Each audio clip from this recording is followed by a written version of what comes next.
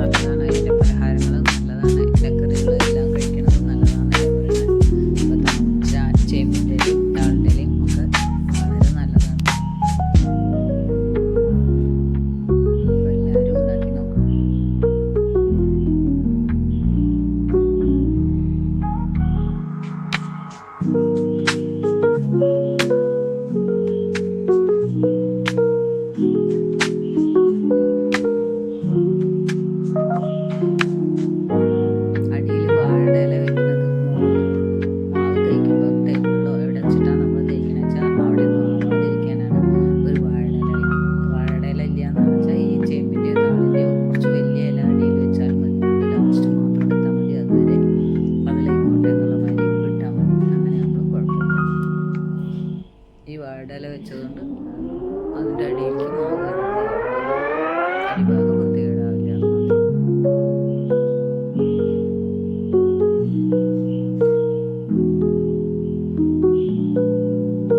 ഇതൊരു മണിക്കൂറോളം വെന്തിട്ട് എടുക്കാൻ പറ്റുള്ളൂ.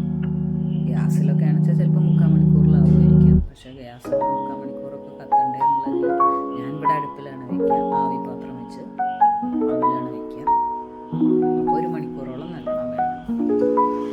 നമ്മൾ തേച്ച് വെച്ച ശേഷം നമ്മൾ അടുപ്പ് കത്തിക്കുകയാണെങ്കിൽ അടുപ്പിൽ അല്ലെങ്കിൽ ഗ്യാസിൽ ആവി പാത്രം വെച്ച് അതിൽ വെള്ളം ചൂടാക്കി വയ്ക്കുക. എന്നാൽ പിന്നെ വെള്ളം ചൂടായി കഴിഞ്ഞാൽ പിന്നെ നമുക്ക് വേവാൻ എളുപ്പമുണ്ട്. അല്ലെങ്കിൽ വെള്ളം ചൂടായി വരുന്ന ആ ഒരു സമയം കൂടി നമ്മളിതിൽ കണക്കാക്കണം.